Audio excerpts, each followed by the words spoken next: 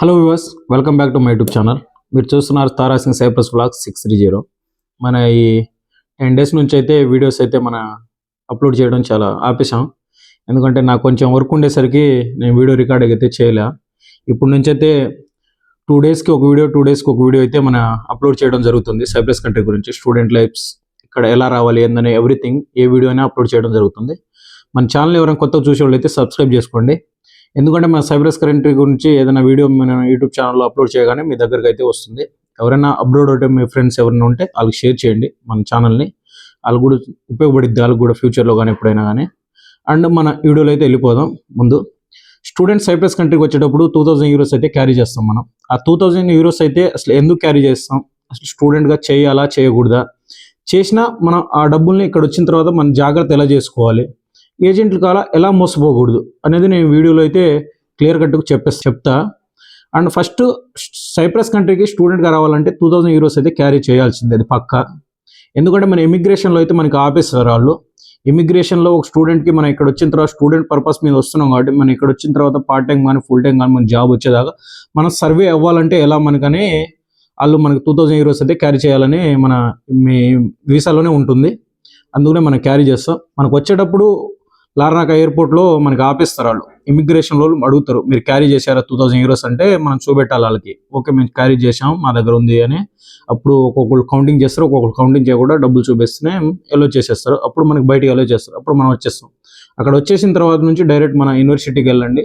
యూనివర్సిటీకి వెళ్తాం. University R college మన ఏది ఉంటే అది వెళ్ళి అక్కడ రిజిస్ట్రేషన్ అవుతాం. మనం రిజిస్ట్రేషన్ అయిన తర్వాత ఒక సిమ్ కార్డ్ అయితే బయట 2 euros దొరుకుతుంది. అది తీసుకొని డైరెక్ట్గా యూనివర్సిటీకి వెళ్ళి అయితే మనం రిజిస్ట్రేషన్ అయిపోతాం. రిజిస్ట్రేషన్ అయిపోయిన తర్వాత మెడికల్కి వెళ్తాం. మన ఇండియా మెడికల్ సర్టిఫికేట్ తీపిచ్చి మనం ఆల్రెడీ వీసాకి అప్లై చేసే ఉంటాం కదా.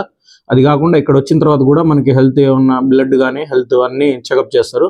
దాని మెడికల్కి మీరు కట్టే యూనివర్సిటీ ఫీజు 5.5 lakhsలోనే ఇంక్లూడింగ్ కలిపే ఉంటుంది. కానీ ఏజెంట్లు కొంతమంది ఏం చేస్తున్నారంటే ఇక్కడ వచ్చిన తర్వాత కూడా మనం 2000 euros అయితే క్యారీ చేస్తాం కదా, దాంట్లో నుంచి ఎలా తినేయాలని 600 euros అయితే తినేస్తున్నారు. అదంతా ఫేక్. దయచేసి ఎవ్వరూ తొందరపడి కట్టబాకండి. యూనివర్సిటీకి వెళ్ళి అడగండి, మేము మెడికల్కి కట్టాలా కట్టకూడదని మీకు చెప్తారు. వాళ్ళు క్లియర్ కట్గా చెప్పిస్తారు. ఏ యూనివర్సిటీ అయినా, కాలేజ్ అయినా, యూనివర్సిటీ అయినా, ఏదైనా మీకు క్లియర్ కట్గా వాళ్ళు చెప్తారు. ఇమిగ్రేషన్కి, మెడికల్కి ఫీజు ఎలాంటిది ఉండదు. మీరు కట్టే మీ ఆఫర్ లెటర్లో వచ్చింది కదా, అదే మీరు పే చేసేస్తారు. 5.5 lakhsలో కలిపే ఉంటుంది, ఏముండదు. అక్కడ నుంచి ఇంక మీ రూమ్కి వచ్చేస్తారు. రూమ్కి వచ్చేసిన తర్వాత మీ దగ్గర డబుల్ అడ్వాన్స్ అని తీసుకుంటారు. దయచేసి ఎవ్వరు తొందరపడి డబుల్ అడ్వాన్స్ కూడా కట్టబాకండి. ఎందుకంటే సైప్రస్ కంట్రీలో మన రూమ్ తీసుకోవాలంటే మనకు single advance and room rent ఈ రెండే ఉంటాయి. ఒక మీరు తీసుకుని ఎంత ఉంటే ఎంత ఉండదు. ఒక 200 అడ్వాన్స్ తీసుకుంటారు, ఒక 200 రూమ్ రెంట్. బట్ కొన్ని రూమ్ రెంట్స్ ఎక్కువ ఉంటే 250 దాకా రూమ్ రెంట్, 250 అడ్వాన్స్, 500లో వెళ్ళిపోతుంది. కానీ కొంతమంది ఏం చేస్తున్నారంటే మాలాంటి వాళ్ళు తీసుకొచ్చేవాళ్ళు మీకు ఇక్కడ డబుల్ అడ్వాన్స్ తీసుకుంటున్నారు. అదంతా ఫేక్. ఎందుకంటే ఒక అడ్వాన్స్ ఓనర్కి ఇస్తారు, ఒక అడ్వాన్స్ మాలాంటి వాళ్ళు తినేస్తారు మీకు తీసుకొచ్చి రూమ్ చూపెట్టినందుకు. దయచేసి అలాంటి డబుల్ అడ్వాన్స్ అయితే ఇవ్వబాకండి.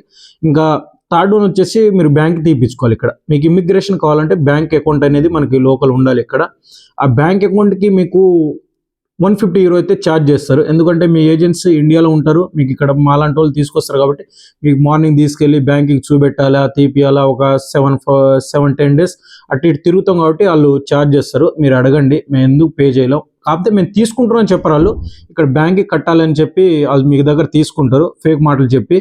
అదంతా నమ్మబాకండి. ఫోర్త్ వన్ వచ్చేసి హౌస్ రెంటల్కి గెస్టర్ సంతకం కావాలి, ఈ సంతకం కావాలి, ఆ సంతకం కావాలని చెప్తారు. అదంతా ఫేకు. రెంటల్ అగ్రిమెంట్ 5 euroతో మనం క్లియర్గా చేయించుకోవచ్చు. అలాంటి ఎక్స్ట్రా అమౌంట్ అయితే ఏమి ఉండదు. మన బ్యాంక్ అకౌంట్ ఓపెన్ కావాలంటే ఇది ఉండాలి, అది ఉండాలి అని చెప్తారు. ఎందుకంటే మనం అడ్వాన్స్ కడుతున్నాం అండ్ రూమ్ రెంట్ కడుతున్నాం. ఈ రెండు కడుతున్నాం కాబట్టి మనకి ఏ ఓనర్ అయినా మనకు రూమ్ రెంట్ అనేది ప్రొవైడ్ చేయడం జరుగుతుంది 100%. ఎందుకంటే ఆ 2000ని ఎలా తినేయాలని చూస్తారు. కానీ మీకు ఏదైనా ఉపయోగపడిద్దేమో వాళ్ళ దగ్గర తీసుకోవడం ఎందుకనే ఉండదు. ఎందుకంటే ఆ 2000 euros మీ దగ్గర ఉన్నంత కాలమే వాళ్ళకి పని. అది అయిపోయిందా మీరెవరో వాళ్ళెవరో మీకు అసలు పట్టించుకోవడానికి కూడా పట్టించుకోరు.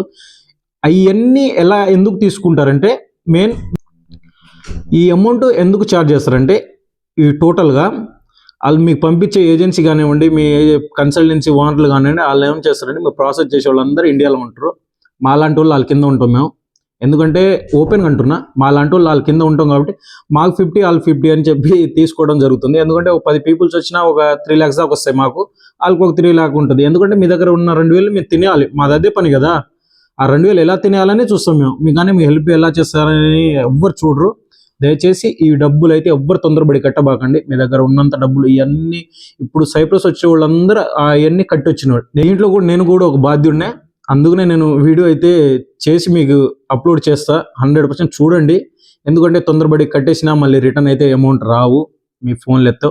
ఆ తీసుకొచ్చిన అమౌంట్లోనే కొంచెం మీ ఖర్చులు, ఒక రూమ్ రెంట్ అడ్వాన్స్ 500 ఇచ్చేసి ఒక 100 మీ ఖర్చులకు అవన్నీ ఉంచుకొని ఒక 1000తో ఒక వెహికల్, సెకండ్ హ్యాండ్లో వెహికల్ కొనుక్కోండి. దాన్ని కంటిన్యూగా డెలివరీ చేసుకోండి. తొందరపడి ఈ డబ్బులన్నీ వాళ్ళకి ఇచ్చేసి తర్వాత మీరు మళ్ళీ ఇండియా నుంచి మళ్ళీ తెప్పించి ఇక్కడ సర్వే అవ్వాలంటే చాలా కష్టం అవుతుంది. అది తీసుకొచ్చిన 2,000ని చాలా జాగ్రత్త అయితే సేవ్ చేసుకోండి, ఖర్చు చేసుకోండి. తొందరపడి ఏ డిసిషన్ తీసుకోబాకండి. నా వీడియో నచ్చిందని అనుకుంటున్నాను. బహుశా ఇంకో వీడియోతో మీ ముందుకు వస్తాను. ఏదైనా డౌట్స్ ఉన్నా ఏదున్నా నాకు DM చేయండి. నేను 100% అయితే మీకు రిప్లై ఇస్తాను. 100%. కానీ ఏదేదో మెసేజ్కి రిప్లై చేయట్లేదు అంటే మీరు పెట్టే మెసేజ్కి తగ్గట్టు నేను రిప్లై ఇస్తాను. మీరు ఏదో కూరగాయలు ఎంత ఉంటుంది, కూరగాయల రేట్ అవన్నీ పెడితే నేను రిప్లై ఇవ్వలేను. ఎందుకంటే షార్ట్ వీడియోస్ నేను చేస్తాను. ఆ వీడియో నచ్చితే సబ్స్క్రైబ్ చేసుకోండి, నచ్చలేదనుకో అన్సబ్స్క్రైబ్ చేసుకోండి. లైక్ చేయడం మాత్రం మర్చిపోకండి. జై హింద్. ఉంటా మరొక వీడియోతో. జై శివాలా.